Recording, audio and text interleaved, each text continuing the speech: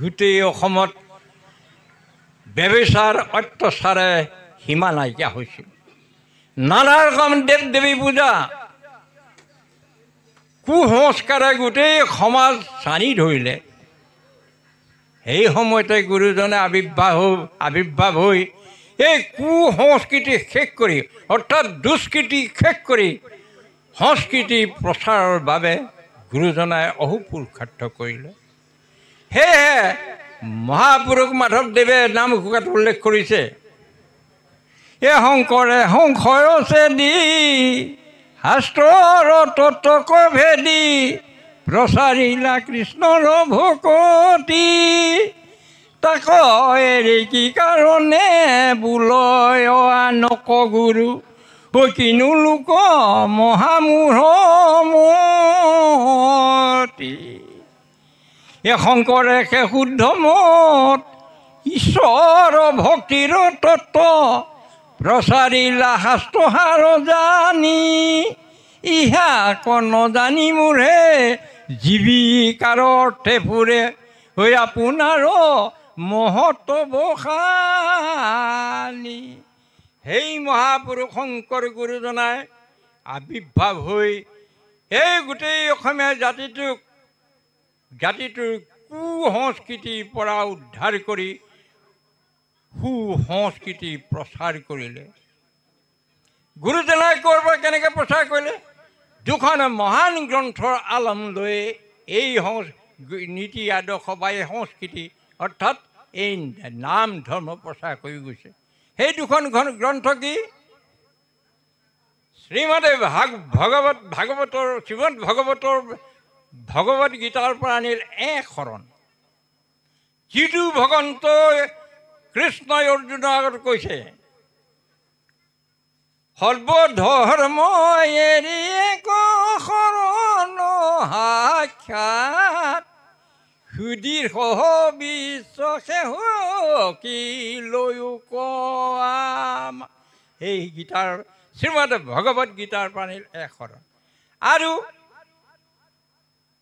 শ্ৰীমদ ভাগৱতৰ পৰা আনিলে পৰমাৰ্থী তত্ত্ব, যিটো ভগৱন্ত কৃষ্ণই ভাগৱতত উদ্ধৱক কৈছে, নকৰিবা সেৱা সখী আন দেৱতাৰ, নুহি যেন আমাৰ ভকতি ব্যভিচাৰ, আন দেৱ নৰাধে নকৰে স্বৰ্গ কাম, নেৰে মুখে সুখে দুখে মোৰ গুণ নাম, এতেকেহে নুচুৱে পাপ পুণ্য কলে বৰ, পৰম মুকুত মাত্ৰ শুৱে সিটো নত।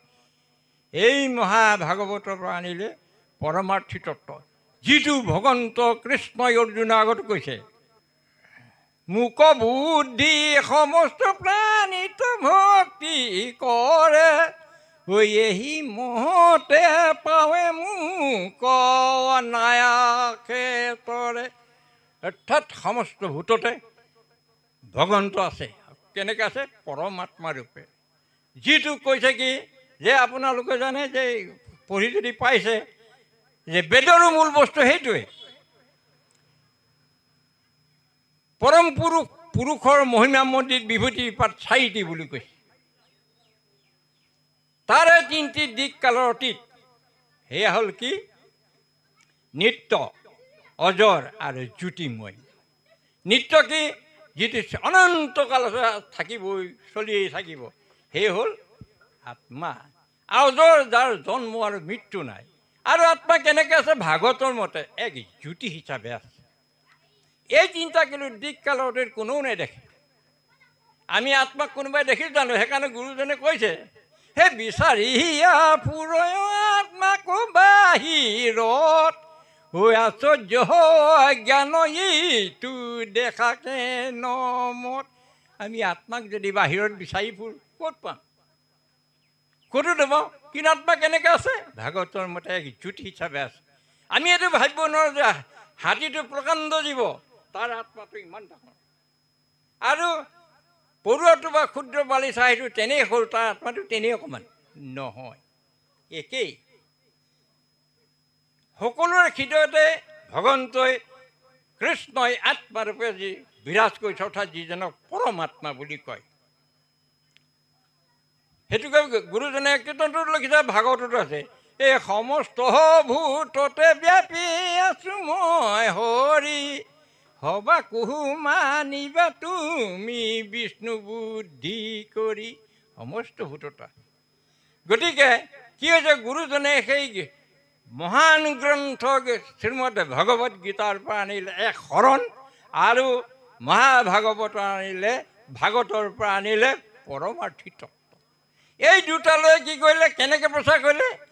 সেই নাহি ভকতিত জাতি আচাৰ বিচাৰ, কৃষ্ণৰ ভক্তিত সমস্তৰে অধিকাৰ।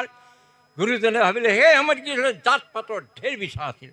এই আমুক জাত, এইটো তামুক জাত, এইটো হীন জাত, এইটো উচ্চ জাত, এইটো মধ্যজাত, এনেকুৱা ঢেৰ ভাগ আছিলে। কিন্তু গুৰুজনে সেই মহান গীতাৰে মহান বাণী ল'লে, নাহি ভকতিত জাতি আচাৰ বিচাৰ, কৃষ্ণৰে ভক্তিত সমস্তৰে অধিকাৰ। সেয়েহে গুৰুজনে কি কৰিলে, এই অসম মুলুকৰ বিভিন্ন জাতি জনগোষ্ঠীক চবকে আঁকোৱালি লৈ সম্প্ৰীতিৰ দোলেৰে বান্ধি এক শৰণ দিলে।